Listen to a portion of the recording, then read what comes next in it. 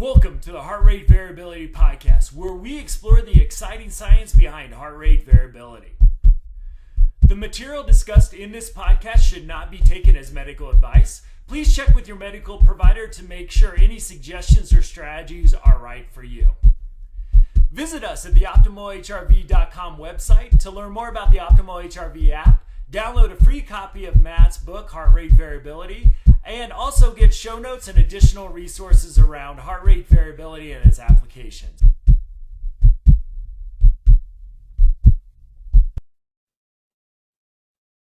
Hello, everybody, and welcome to another Heart Rate Variability Podcast. Jeff Summers here, my partner in crime, Matt Bennett.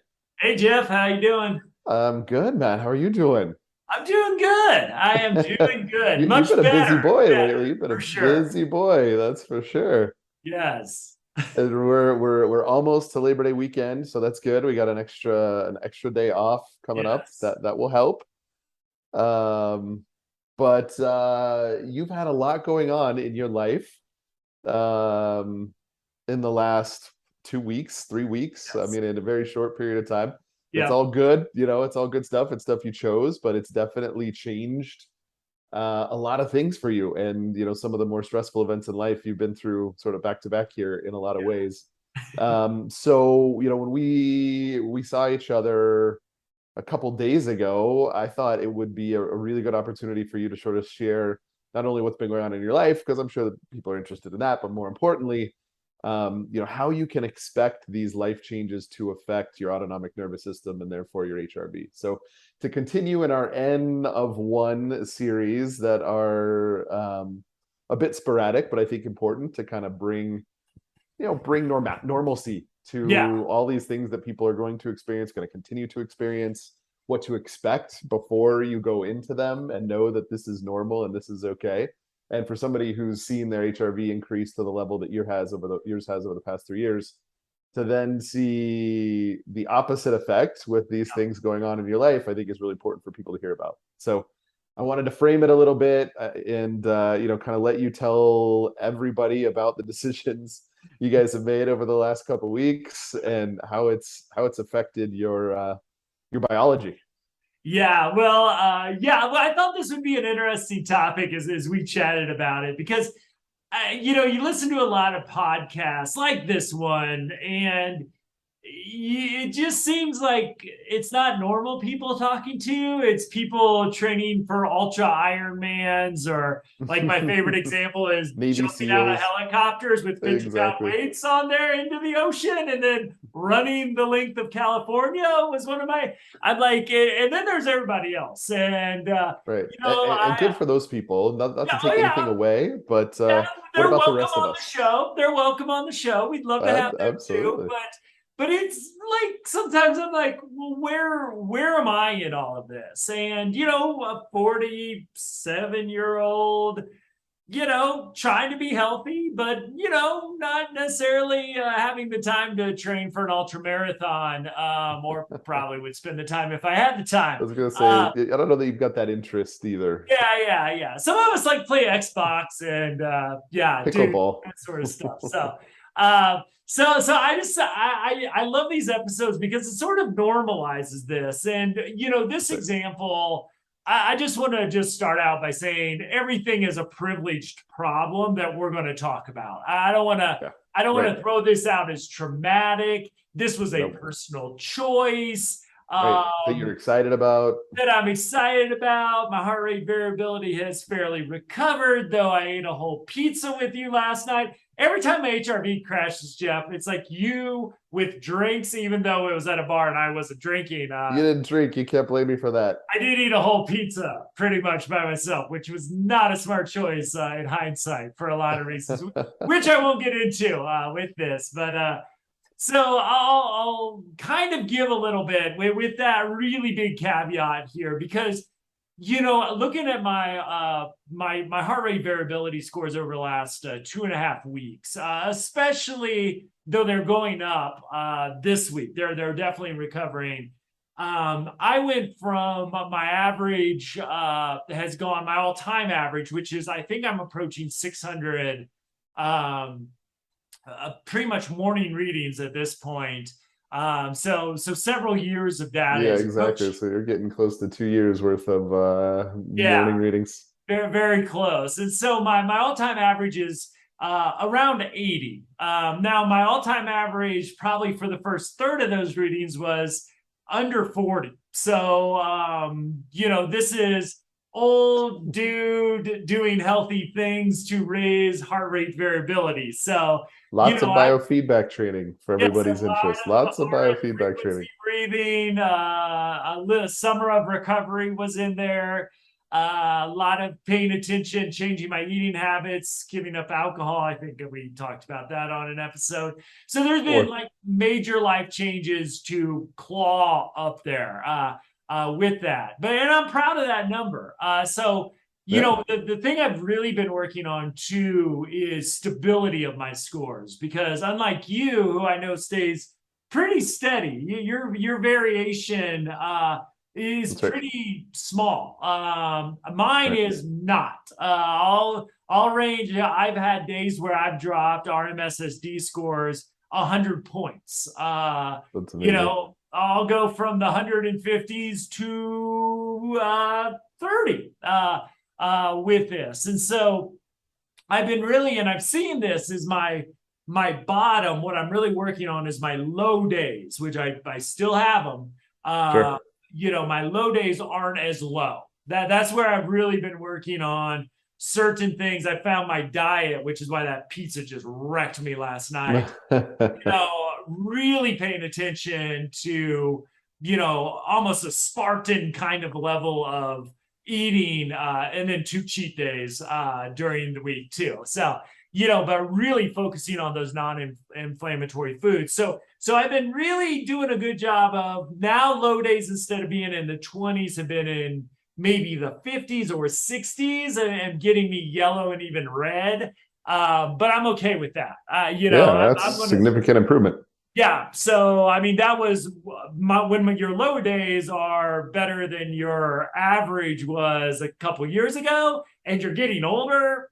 I'm taking that as definite win, but I'm still working even with that higher rate, even with sometimes having weekly averages in the hundreds.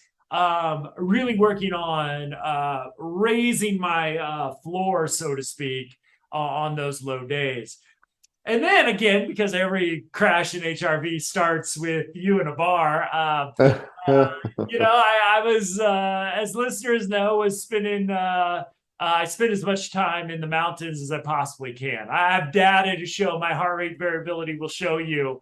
The weeks I spend in the mountains have a huge impact on my wellness, my well-being. My summer of recovery really showed that where I was really struggling 2 summers ago. Time in the mountains just was really the spark. That and RF frequency, breathing practice are the two things I really look at getting that boost up. And so then it's been about 2.5 weeks ago now. We met on a Sunday afternoon, do some strategic planning, and then just kind of, I was coming back off my summer in the mountains. Again, this is why this is all privilege problems, people. Please hear me owning that. And I just kind of got the urge to move. I live on Denver is a great city. I live in a great neighborhood. We are neighbors, basically. We're neighbors. I'm lucky enough to live within walking distance of 3 of my best friends. I'm on an amazing, like, just street art district within an amazing city. But I just like, I don't know, something about the urban environment just I don't know. I look out my window in the mountains and I see like the Continental Divide. In Denver, I look out and I see my neighbor's wall, or Big worse, if difference. their windows are open. So Yeah, I exactly. go from being able to see 20 miles to the Continental Divide to seeing 3 feet. And I just and I asked my wife, who is just a trooper. She's a saint. She is a Absolutely. saint. She is a saint. If you meet her, you will agree with me within 5 minutes. There's Absolutely. no, Doesn't even there's take that long. yeah, and she puts up with me. And so Oh, I was like, would you be interested in like looking at moving? Like, this Sunday night. She's like, yeah. So This Sunday before what started for her? she started school that week. So the kids Great. came that Wednesday. So the most stressful week of the year for her. But just in my defense, everything was shelved by we can wait and talk about this later. So I got permission before I opened my mouth because That was smart. That was smart. You've learned. That's right. If you need some relational advice from a cognitive behavioral therapist, always ask permission before you give advice. It's a great strategy. It is a really great strategy. Really great strategy. And apologize. That's the other thing. So that's Ask not for cognitive permission, do it, behavioral and then therapy apologize. much, but like know it. what you're apologizing for is another key thing. Anyway, Yes. giving away all my secrets on this show. So she's like, yeah, we look at it. So I came back with some ideas on Monday. She threw out the idea there's a community west of, you may have heard because of the beer they brew, Golden, Colorado. Small little brewery. Small little brewery, that oddly for, all you natives, people used to drive across the country to stock up on Coors. Moved here and nobody I knew was drinking Coors Light, but that shows you the kind of beer we have in the Midwest, or at least historically have had. But so she's like, well, what about Golden? And I'm like, oh, great. I was trying to cut her commute down, but she like mountains. And so by Wednesday, again, her first day with kids in school, I had a list of potential apartments to live in because I got into problem solving mode. And Jeff, you know me well enough. Like when there's a problem that I believe can be figured out, and it just takes hard work and effort to figure it out, that is sort of where I thrive, I think.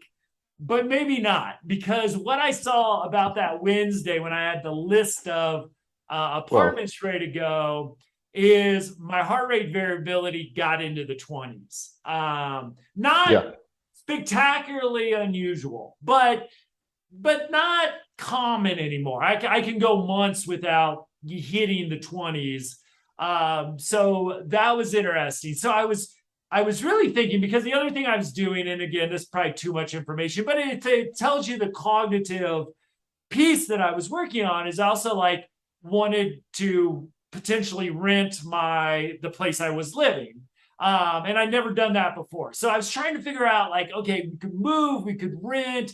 And so I had this big cognitive moving pieces, showed my wife some potential examples. I was like, you can say no. Would you like to look at these over the weekend? And she's like, sure. And so okay, we're looking at, this is 6 days from when I had this idea. So we went and looked at apartments. The Saturday after the Sunday, I kind of had the bug to move. And we found a place we really liked. And I don't understand. Maybe sometime you can explain to me, Jeff, why salespeople feel like they have to sell everything before the end of the month. I've never really understood it, but it's like, oh my God, so it's like. Guts, man, you're there. You're there. Once you leave, you may never come back. I know. So it's like, we'll give you. You can buy it when you're there. $200 off if you move in the next weekend. So if you sign the lease, or it's going to go up $200 for the entire lease. And so I looked at my wife and said, we can just say no to this. She's like, let's do it. And I'm like, okay. So then, okay. So I love it.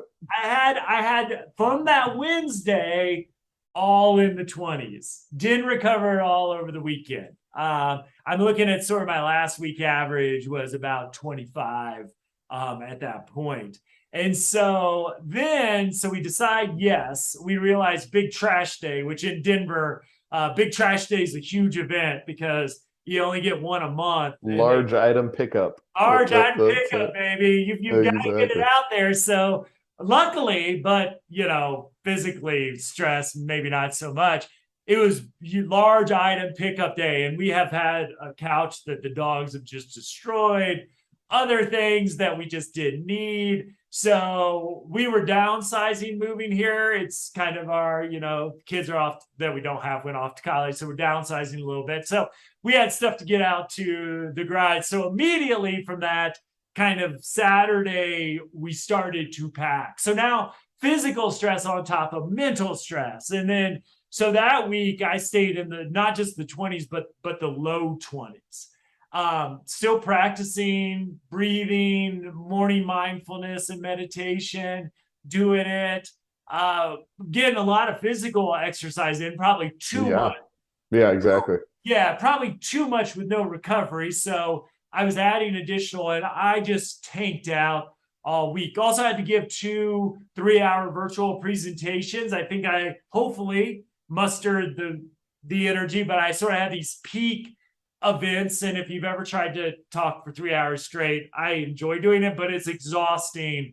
I think no matter who you are, to give a 3-hour Zoom training is mentally exhausting. It takes a lot of energy to listen and watch a 3-hour Zoom training, let alone do the presentation. Exactly. And this was a really cool group of judges and court officials. So it was sort of a game time too. So I think I managed that pretty good, but boy, it was just crashed. And so by move date, my wife and I, because she had started her first week of school, we're just run ragged. And I didn't quite get into the teens, but I was scraping the bottom of the 20s pretty hard. And so, it's interesting, Jeff, because if I look at my data from those pretty much that week and a half because the day that we moved in, and my wife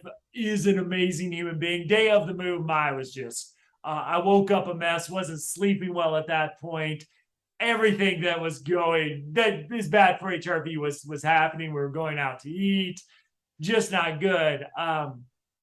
Is that the day after, because when we moved, we're pretty much between when we got the U-Haul on Saturday and by 11 a.m. on Sunday, the last picture was hung in the new place. So that's amazing. Yeah, I mean, it's done. And then I wake up the next day with a 60, which still isn't great, but it's 3 times my kind of flat baseline average had been the week and a half. So the interesting thing here, so let's bring this to the heart rate variability science, is that if I was coaching somebody or even doing clinical work with somebody, and I saw that someone with an average, all-time average of 80, monthly average leading into this in the 90s, drop in the 20s. I mean, we've talked about this on the podcast.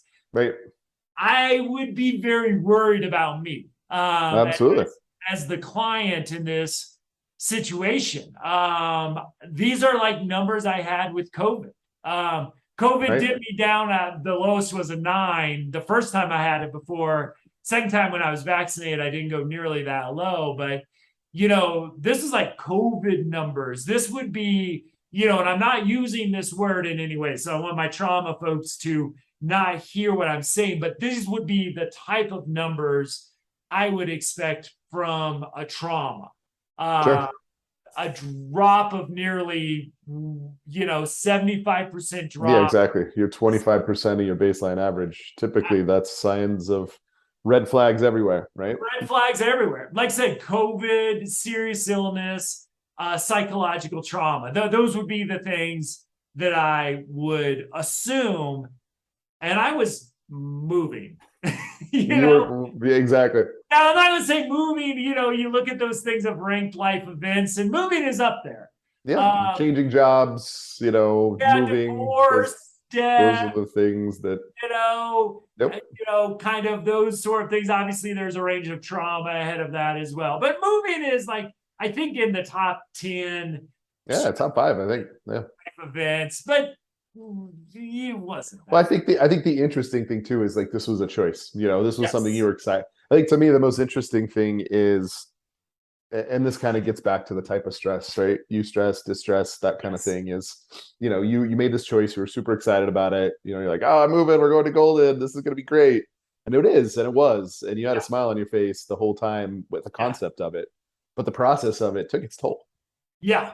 And that's just the reality of life. I mean, we can be excited about things, but there is still stress put on our system that is going to affect us, and understanding going in that that's going to happen.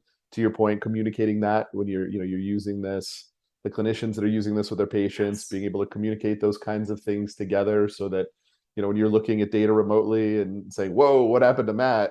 Oh, Matt was moving. This makes sense, right? Yeah. It is. And it's like I said, it gives you that sort of, it was just interesting to see how much of a toll this had. And I felt it too. Like there wasn't any like, oh, I feel great. Oh, how am I in the 20s? It's, I'm kind of shocked it's not like 17 or 16 today, because it was like not sleeping well. It was just, there was a puzzle for my brain to chew on. And while I love that in a lot of ways, it was interesting because I think there was like, I don't know, trying to like make it easy for my wife as she started school, trying to rent a place while, rent out a place while finding a place to live, and that timing, which I wasn't that difficult. Like I've sold and bought a home before. I never really want to do that again, like back to back. Like that was miserable with that. But and then the physical strain of it as well, which I don't know, didn't seem like that much. Like I was sore. The definitely I was sore. I mean, we have a 3-story with a rooftop deck place we moved out of, and we're on the 3rd floor of the place we did. So there was some physical exertion, but I think just that on top of the cognitive stress did it. And then day after the last nail was hung, back to the 60s, and stayed even, I got the 80s, and then I had that pizza and was in the 50s again. we can talk about it of one of not maybe having gluten, and then. Well, we're going to have a nutritionist expert on the podcast coming up soon. So that will be really exciting. That'll, I mean, everybody knows that what you put in matters, but having somebody who's trained and done the studying, I think it's gonna be really interesting for folks to hear. Yeah, because it's fascinating with the pizza last night. I woke up feeling almost hungover this morning, which was really interesting. Like stomach, obviously, vegan meat plus jalapenos plus banana peppers. Yeah. Probably I could have had a little bit more. A good bit of, I mean, that's the challenge part about those topics too. It's still processed, right? It's not. Exactly. So, but it's really interesting just to watch this ebb and flow and see where the recovery sort of goes, and that, hey, I'm starting to trend up. I eat in a way I normally don't eat, and it just puts me not right back in. But I felt like inflamed this morning because I usually don't eat nearly that much gluten processed food, on the typical Tuesday with this. And you treated me to, well, the company treated me, but you let me go to one of my favorite places in the old neighborhood that I hadn't eaten at, so I had to say goodbye. So it was worth it. Exactly, it was worth it. You probably won't do that again for months, so it's all good. But I really appreciate the story, and I think again, just we talk to a lot of people who are working hard to improve their heart rate variability. They're doing a lot of things. They're focused on breathing and whatever it is. But people have to give themselves, a pass sometimes and say, you know what, it's just going to be what it is. It doesn't matter how hard you try. If you switch jobs, if you decide to move, if you, decide to train for a marathon or, fill in the blanks, things that you're excited about, things that, you think are going to be great, still will be great, but they're still going to take a toll. And I think sharing that with people, especially the listeners who are really focused on how do I do what Matt's done? How do I go from a 40 to a 80? There's going to be times in your life like this, and Yeah. that's okay. And how do you minimize it? How do you continue best practice while it's going on? Not let it get you frustrated. Just say, look, this is life right now, and I'm going to keep doing what I was doing before, and ultimately, I'll come out of this trough back into a new peak, right? Yeah. And also the fact that, as part of that, it was the future stressor that Good wore me point. down originally too. And I think that's, again, something we often think about heart rate variability in just a recovery mode, but stress is also an anticipated, Sure. something that changes. Anxiety, something might happen. It's going Yeah, to happen. it's so You can't control it. How's it going to go? and so the uncertainty of it, obviously this move was important to me because it's my housing, Right. and I created this uncertainty, a high level of uncertainty, and then situationally put an intensity on that of, just if anybody wants advice, try not to, from day you decide to move till the actual done moving, give yourself more than 13 days. Like, If possible. I When could have possible. done That's right. this a lot differently, for sure. And, but, it's kind of how situationally things got. And my wife and I can work our butts off when we have a goal. So we were able to do it. But it just, it really says, okay, there was that uncertainty in the future, again, that I fully created myself, that, like you said, was eustress. Like, I was telling you yesterday, I look out my window, instead of seeing neighbors' walls, I see people paragliding. Like, people are flying Literally outside my window. jumping Like, off mountains I with know. It's like, this with is, big kites that they're flying yeah, on. I can Absolutely. see like 20 miles now. I got mesas on all over the place. Like, so, it's really now like, this is the future that I wanted. It's just like, I almost wish I could like try this again and do it better, because that is the other lingering question for me, Jeff. Is like, what could I have done, knowing I had almost a reserve build up? Like, I was Sure. kicking butt for my age. I pretty consistent. My floors were getting higher and higher, as I was working on those things, and then, kept eating well. Obviously, I was moving a lot because I was moving. Just kind of like my sleep went to hell, but my consistency was there. I just Sure. would wake up at 4:30 thinking about the variables I could control that day for the move. And it's just Yep. like, I almost wish I could run a control group now of going back and saying, okay, where could I keep myself in the 40s or the 60s, knowing it would probably be a yellow, with some red mixed in, knowing that probably would be the case, but also, how could I have done it better? So that to me is like the fascinating thing to think about for the next thing that I know is, I've got a few pretty intense training weeks coming up in October that I haven't kind of had since the pandemic. And so, like, starting to think about this of how do knowing that's my next big stressful thing that I'm facing, like, how do I one, get my scores back up into the 80s, the 90s, the hundreds over the next week or so, and then really prepare for that next stretch in a different way.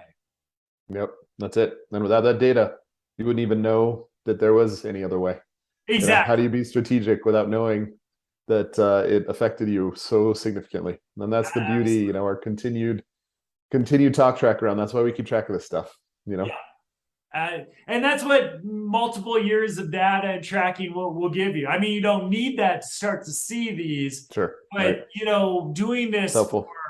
long periods of time. I mean, just the level of, like, the pizza yesterday, like, I can tell you a lot of, I mean, it's amazing, that behavior. Now, that pizza was good. It's one of, I think, the best vegan pizzas you can find in the country that I've ever had. Is it worth how I feel today?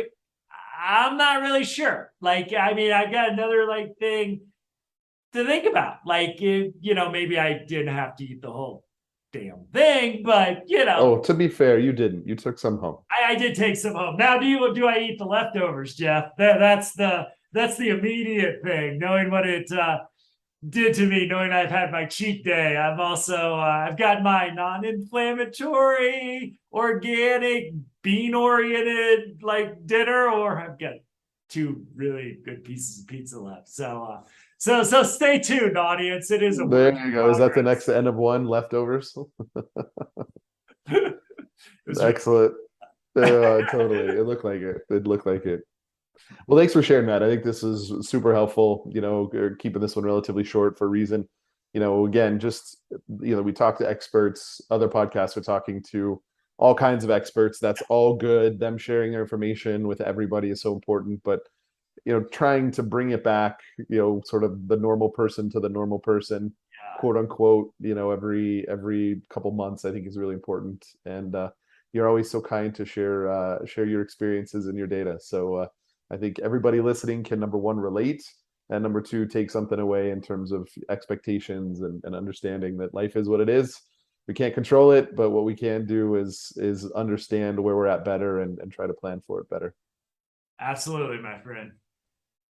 Well, thanks everybody for listening. Hope it's been helpful. Looking forward to seeing you again on another podcast soon, Mr. Bennett.